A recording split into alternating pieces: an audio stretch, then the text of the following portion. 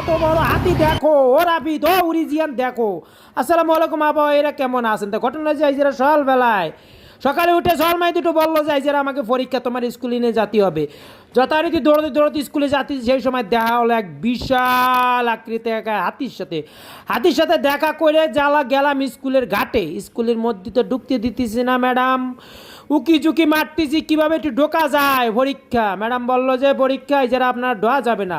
উকি ঝুঁকি দেখে ম্যাডাম ডাইকে আমার বাইট করে দিল, আপনি আর জীবনে কোনো দিনের ভিতরে ঢুকবেন না।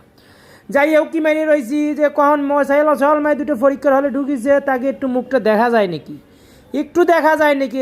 এদিকে কিছু বাচ্চারা মাঠে খেলতেছে, তারা তো মাঠে আসলে তো মাঠে দেখতেই পারতাম, সেও আসে না। ভিতরে বসে রয়েছি, এদিক তাকাতেছি ওদিক তাকাতেছি, উলুক মারতেছি ঝুলুক মারতেছি, আবার আইসে একটু ঢুকলাম। দুইটা বাচ্চারা ডাক দিলাম, বাবা এদিকে আসুদিন।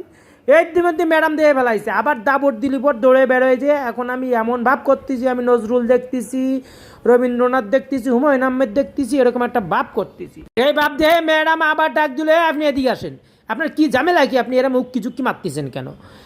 আমি আবার বেরোয় আসলাম, আইসে বাইরের থেকে একটু উকি মেরে দেই যে একটা ভুটো ছিল, ভুটো দিয়ে উকি মেরে দিয়ে আমার সলমে দুটো দেখা যায় নাকি।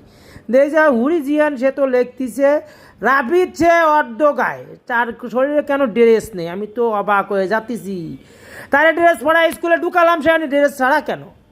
পরে ম্যাডামের কাছে জিজ্ঞেস করতি বহু অতিভূতি মারিয়ে ম্যাডামকে জিজ্ঞেস করলাম, ম্যাডাম বললো কি তার তো কাশি হয়েছে ক্লাসরুমের মধ্যেই, সে ঘামায় গেছিলো, এই জন্য খুলে দিছি শার্ট।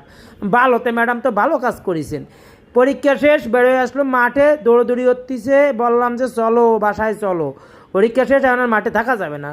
সে গো যে কি, সারা স্কুলের মধ্যে একবার আসলি আর বাসায় যাতে চায় না, সেগো আর বাসায় যাতে নাকি মন চায় না, কারণ ওই যে মাঠ আছে।